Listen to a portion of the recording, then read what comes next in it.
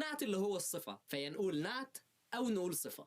خلينا نتفق قبل ما نبدأ إن النعت لازم يتحس فعلا إنه صفة، زي جميل، طويل، رائع، قوي، واسع. لكن ما جيش مثلا أقول كلمات زي شجرة، كتاب، باب.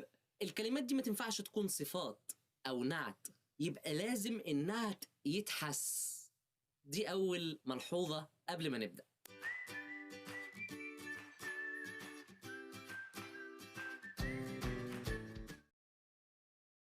علشان أسمي الكلمة اللي قدامي دي نعت، لازم يكون لها منعوت أو موصوف بتوصفه، ولازم تكون شبهه في كل حاجة. لو مذكر تبقى مذكر، لو مؤنث تبقى مؤنث، لو مفرد تبقى مفرد، لو مثنى تبقى مثنى، لو جمع تبقى جمع، لو نكرة تبقى نكرة، لو معرفة تبقى معرفة، لو مرفوع تبقى مرفوع، لو منصوب تبقى منصوب، لو مجرور يبقى مجرور. يبقى لازم النعت يتبع المنعوت ويكون شبهه في كل حاجة. فلما أقول مثلا رأيت التلميذ المجتهد، رأيت دي فعل وفاعل، والتلميذ مفعول به منصوب وعلامة نصبه الفتحة. المجتهد هل هتكون نعت ولا لا؟ أولا كلمة المجتهد فيها ريحة الصفة، تنفع تتحس إنها تكون صفة.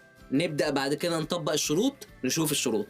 المجتهد مذكر والتلميذ مذكر، المجتهد مفرد والتلميذ مفرد، المجتهد معرفة والتلميذ معرفة. يبقى على طول هتبقى صفة وتاخد نفس الإعراب. التلميذ كان مفعول به منصوب، يبقى المجتهد نعت منصوب، ويبقى كده أنا فعلا اتأكدت إنها نعت. نشوف تدريب على الكلام ده.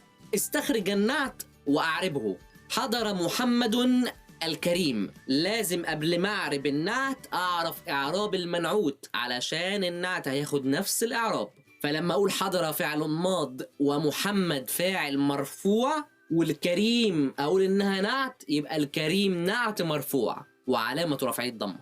مفرد مفرد، مذكر مذكر، معرفة معرفة، ده كان مرفوع يبقى ده مرفوع زيه على طول. نخلي بالنا في ملحوظة مهمة جدا، إنه بياخد الإعراب ما بياخدش العلامة. يعني إيه الكلام ده؟ العمال المصريون مبدعون. العمال مبتدأ مرفوع وعلامة رفعه الضمة، ده جمع تكسير. طيب المصريون نعت مرفوع، هيكون علامة رفعه الإيه بقى؟ الواو، لأن ده جمع مذكر سالم، يبقى ما يكونش مرفوع بنفس العلامة، ممكن يختلف. ده كان جمع تكسير علامة رفعه الضمة، أما ده جمع مذكر سالم فعلامة رفعه الواو. وهب الله الإنسان عقلا مفكرا. مفرد مفرد، مذكر مذكر، نكرة نكرة، يبقى نفس الإعراب.